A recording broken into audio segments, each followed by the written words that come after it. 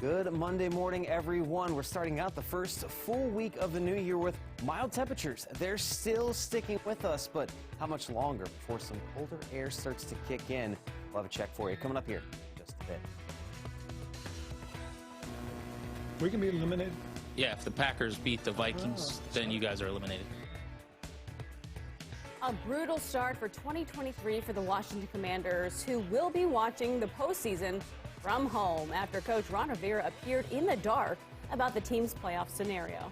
Plus, grieving a loss, the body of Pope Benedict XVI lying in state at the Vatican in Rome. Coming up here for people in the U.S. Capitol grieving this loss.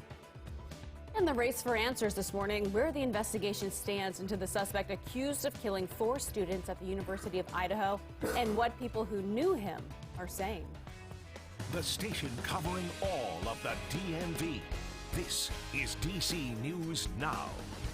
All right, it's 7 o'clock on this Monday morning. Good morning to you. Thanks for joining us. I'm Corey James. Good morning. I'm Tanaya Wright. We're going to go right back to meteorologist Damon Matson with a check on our Monday forecast. Good morning.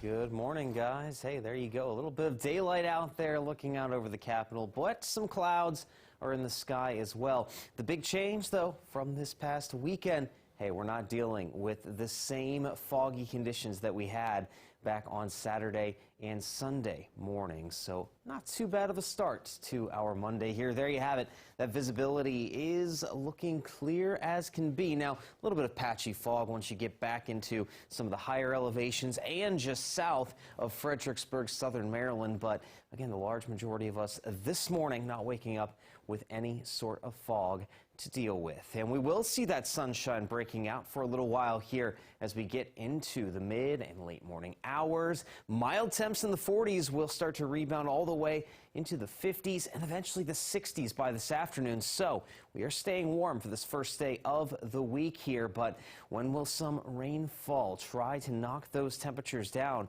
Again, your full forecast is coming up here in just a bit. All right, Damon, thank you. Developing now, a large explosion set off a scare in D.C.'s Navy Yard last night, and it turned out to be a firework. That's right. That's all according to D.C. police. They had officers who were experts in explosives on the scene to investigate this. Take a look. You can see a large plume of smoke going up in Navy Yard right near Washington Canal Park. This video submitted from a Twitter user who took the video from their balcony. Police say someone threw a firework right onto the ice rink. They say the ice cracked and the glass safety panel was also broken.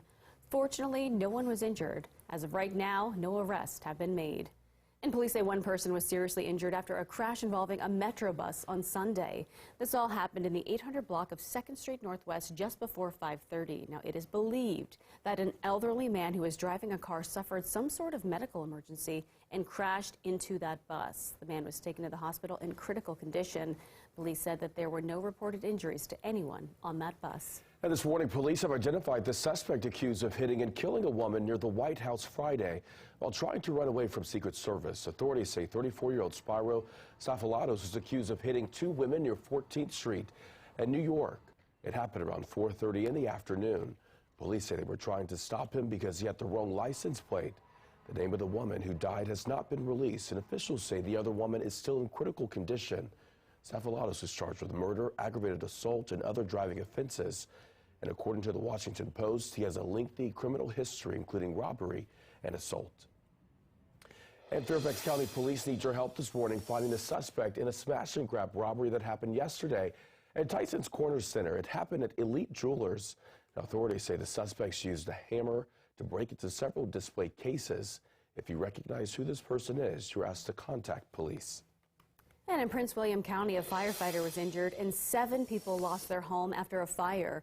This all happened on Yates Ford Road in Buck Hall on Sunday. Officials say 4 adults and 3 children have been displaced. The home was destroyed. The injured firefighter was treated for what we're told are non-life-threatening injuries. The Red Cross is now helping that family who is displaced. And your time right now is 7:04. This morning, the Catholic community around the world pausing to remember a spiritual leader who passed away this weekend. Pope Benedict XVI, who became the first pontiff to resign in over 600 years, died on New Year's Eve at 95 years old. DC News Now's Joseph Omo is live this morning outside of the Basilica here in D.C., where the former Pope paid a visit nearly 15 years ago. Good morning, Joseph. Hey, Corey, good morning to you. Yeah, it was all the way back in April of 2008 when then Pope Benedict XVI visited what is the largest Catholic church in all of North America. And we were able to speak with the man in charge of this church to talk about what it was like hosting literally one of the most important people in the entire world. We're going to get to that in a second. But first, I want to show you guys, I want to take you to Rome real quick, specifically Vatican City, where for the very first time we are seeing images of Pope Benedict after his death. Take a look. The former head of the Roman Catholic Church currently lying in state at the Vatican. Thousands of people lining up today to pay their respects inside of St. Peter's Basilica. There's another 12 hours of viewing scheduled for Tuesday and another 12 hours for Wednesday before a funeral that'll be led by current Pope Francis on Thursday. Now, back here at home, Pope Benedict's visit to D.C. all the way back in 2008 is being remembered, especially here at the Basilica, where Benedict paid a visit when he was here on his 81st birthday. It was April 16th of 2008. Here is how the rector of this basilica, Monsignor Walter Rossi, remembers it. It was Easter week. It was a beautiful day outside, a beautiful day inside. The Holy Father arrived to the front of Mary's shrine, and as he did so, there were people on the front steps greeting him. And then he came to this upper church and greeted those who were in the upper church, said a prayer, gave a blessing, and then went down to the crypt church, and there he met with the bishops of the United States. You know, back here in D.C., live at the Basilica, I think a lot of us look at it as an accomplishment, right? 10 years in a job, 15 years in a job, 20 years in a job. Imagine having the same job for 71 years. Pope Benedict, after all, was a priest for over 7 decades in his life. At the Basilica here, there's going to be their own memorial mass on Thursday at the same time that they'll have the big funeral mass in Rome at the Vatican. Reporting here in Northeast D.C., I'm Joseph Olmo. Back to you. All right, Joseph, thank you. An investigation continues this morning in New York City where 3 officers were attacked with a machete. This all happened on a busy New Year's Eve night for NYPD. Kieran Dillon from our sister station has the latest. Police are calling this an unprovoked attack. Less than 2 hours before the ball dropped and just blocks from Times Square, 3 officers assigned to security detail for the event were attacked by a machete-wielding suspect. The violence leading to one of the officers shooting the suspect in return. These officers responded in an admirable, professional manner. The assault happened at West 52nd Street and 8th Avenue around 10 last night.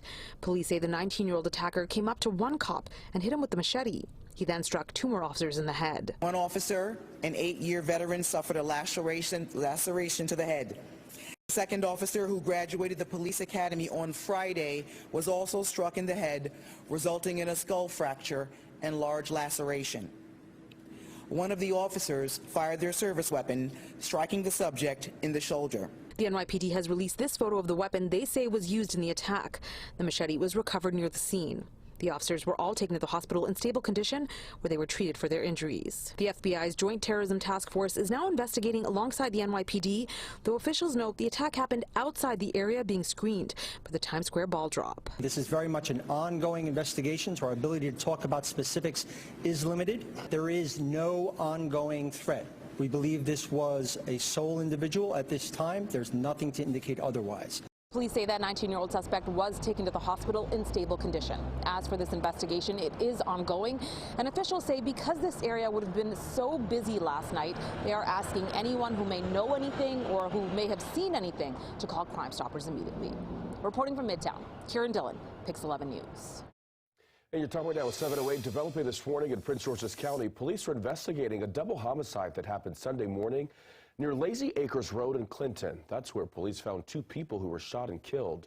Right now, police are calling this an isolated domestic-related incident. And in addition to the 2 people who were killed, another adult and a child also suffered injuries. What I can tell you, and for the community surrounding here, there is no danger to the community. Again, this appears to be a domestic-related incident. Oh. All right, your time right now is 7:09. Their injuries, though, are not known at this time. Of course, as we learn more, we'll bring the latest to you. And the Washington Commanders are out of the playoff race after losing 24-10 to the Cleveland Browns. The team put its faith in Carson Wentz for the first time in weeks. But for Wentz, it was deja vu to last year when a make-or-break game at the end of the season as the Colts quarterback. Now, it was a rough one for him, throwing 2 picks in the first half, which ushered in boos from the crowd and chants for Tyler Taylor Heineke. Later in the day, Green Bay knocked out the Vikings, which ended the Commanders' playoff hopes. Commanders coach Ron Rivera appeared to not really know that scenario was possible in the post-game press conference. To clarify, you said you would talk about quarterback next week. If you guys are eliminated today by what happens at 4 o'clock, is Sam Howell in consideration? We can be eliminated. Yeah, if the Packers beat the Vikings, then you guys are eliminated. There you hear it. A loss sure put the future of both Coach Rivera and Carson Wentz up in the air this offseason. And some breaking news this morning. The Avengers star actor Jeremy Renner is in the hospital with serious injuries after reportedly getting injured while plowing snow. Now, according to his rep, the 51-year-old is in critical condition, but expected to be okay. The Associated Press reports Renner has a home in Nevada, but it was not immediately clear where the accident took place. Renner plays Hawkeye in The Avengers. He received back-to-back Oscar nominations for his roles in The Hurt Locker and The Town.